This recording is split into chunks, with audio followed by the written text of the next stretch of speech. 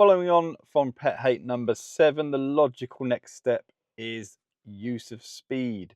In this video, I'll look at a few examples from my local area where people have demonstrated poor use of speed. I'll be looking at some examples of how it should be done. And it does give me the perfect opportunity to mention my favorite rule in the highway code. If I was to have one rule tattooed across my Adam's apple, it would be this one. And at the end, I will be describing the very strange pattern to my driving that some people that follow me don't seem to understand. If you haven't seen me before, my name's James, ex-army, ex-trucker, driving instructor in Norfolk now, and I'm very passionate about road safety. This is what the channel's about. It's bringing together people of different abilities, and I do have a lot of very experienced drivers in the comments that leave really great insights into the situations that we talk about. Please, if you like what you see, please do subscribe. So use of speed on your driving test is not just used for when you break the speed limit. You could just have been going too fast for a situation that you are driving into or the conditions. If you take this white Mini on a country lane, I'll pause it when the Mini is visible to us and we have passed our passing place, so we keep going. My learner keeps the speed very slow. It's very clear that the Mini hasn't taken the same look over to see us, has a passing place on their left, and instead comes round at too high a speed for what they are doing, barely avoiding a collision. There's two things I'm always trying to avoid on the roads. Number one is collisions, and number two is conflict. Even if you avoid a collision, if you do this sort of thing to the wrong person, you could end up with some conflict. In that video, only our use of speed kept the situation safe. So something I mention very often is that you only really have problems on the roads when there are two wrongs. And in that situation, because we're doing the right thing, the situation doesn't end badly. Parked cars these days, they seem to act almost as bollards on racetracks, and people demonstrate very, very poor use of speed when parked cars are involved in obstructions. If you take this example in Halston, there's a Mini that comes towards us, and I'll zoom in on them and you can see just how fast they're coming around these parked cars. Now, the parked cars are on their right, so the priority is theirs, but I can't see them. So I'm now established and coming towards them, and their poor use of speed now forces me to pick a very, very small gap, when actually it would be a lot easier for them to have stopped and let me through. Again, not just avoiding collisions, but conflict. I'm a nice person. Not everyone else on the roads is. The Mini here doesn't show any sort of anticipation, and often people, when their parked cars are on the right, they do not think about people that could be coming towards them, and the speed is way too high. So approaching this situation, we're in a 40-mile-an-hour zone, and as you can see, I'm doing around 23 miles per hour, so good use of speed for what I'm seeing, and I reduce it further when the first car overtakes. Now the silver zombie driver here, clearly too fast for what they're seeing and unable to make the correct decision. That the anticipation is just non-existent. Now, a question to you in the comments, you'll see these videos and know that these people were too fast for what they're seeing.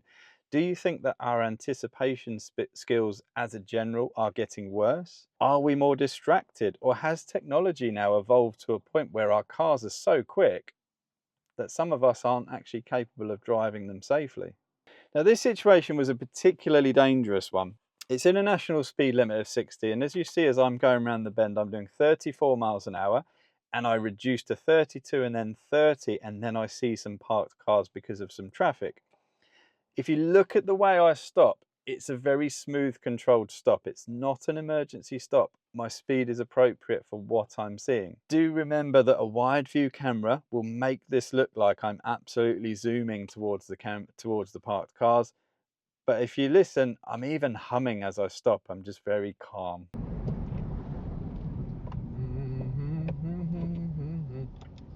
So the speed was appropriate. Now, when this happened, I actually, and I'm sure many of you would agree, you'd be the same, my first thought was, I'm going to get hit from behind. So I was looking in the mirror, and I'm like this. The first thing I did was I kept my brake lights on and I put the hazard lights on, because I want the best chance possible of someone coming around the bend behind me to see what's happening.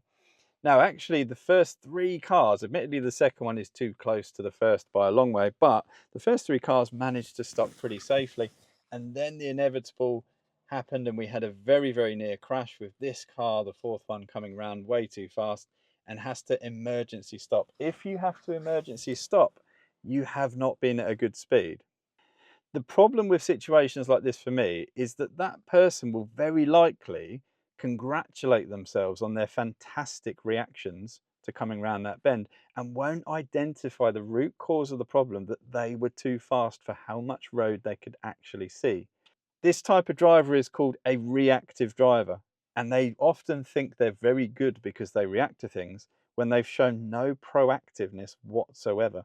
Anything can happen on the roads, and you need to always be driving at a speed that you're ready for it. If you look at the speed that me and some of clips that I've got with me and my learners that we're doing at the time, the first situation as this man appears with his out of control dog, we're doing 15 miles per hour. As we take this left turn, we see a lady, again, pet hate number 7. She's not walking safely on the roads, and we're doing 9 miles per hour. So yes, we'll keep her safe, but she shouldn't really be there. Proactive drivers take circumstances like this into account, and it affects their driving. In this situation, I'm exiting the M&S, I'm on an A road, but I have traffic on my right. So I'm thinking about emergency vehicles that could be coming round, motorbikes that could be overtaking. And you can see I don't get above 40 miles an hour, which is 20 miles below the speed limit. So I'm doing, again, using the speed to good effect there.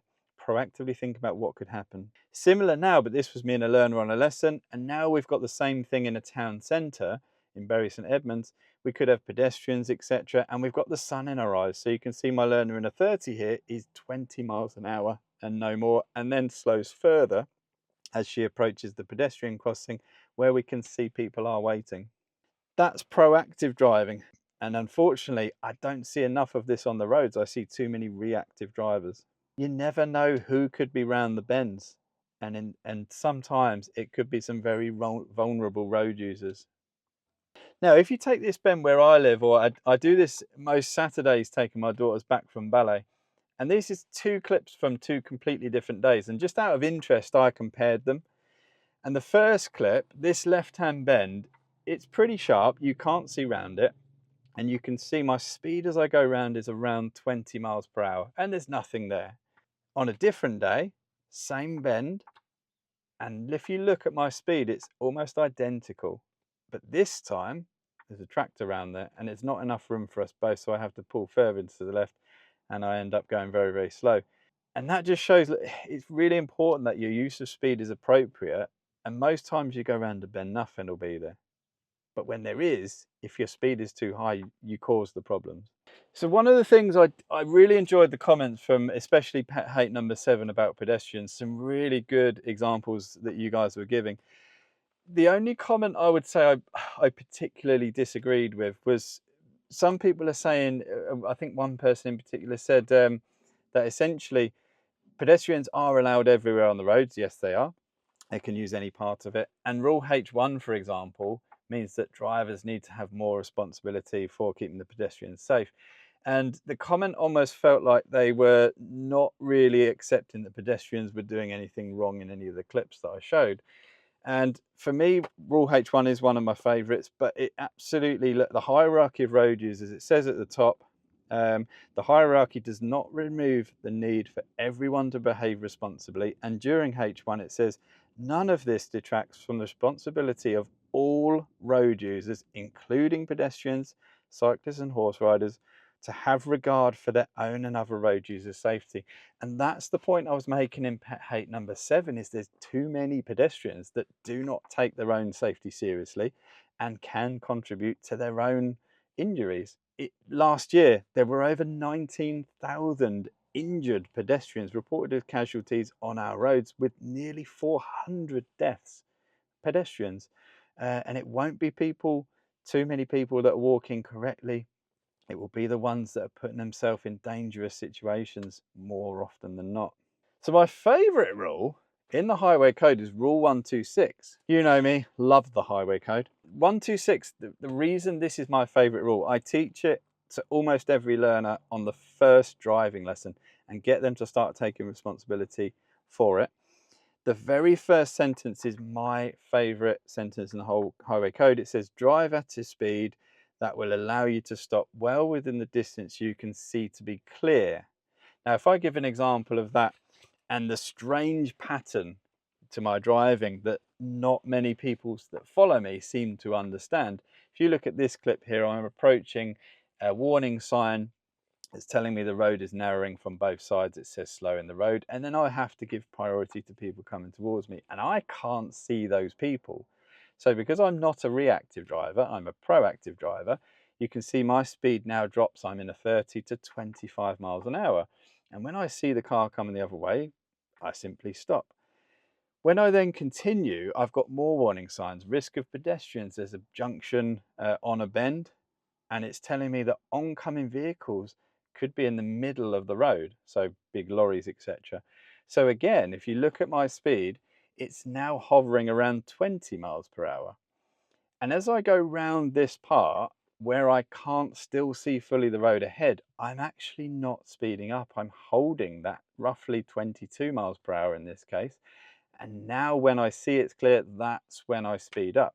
In too many cases, that seems to be a forgotten skill. It is just gas at one level, barely any skill, any proactiveness in the driving.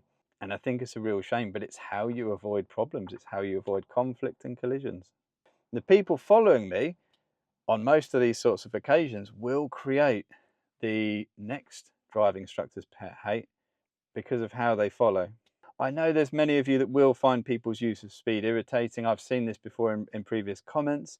So, do let me know which of the situations that we've faced, featured today, do you sort of see the most problems, if you like, where people are too fast? Is it parked cars? Is it country roads? Is it scenarios that we haven't mentioned? Look forward to hearing from you as always.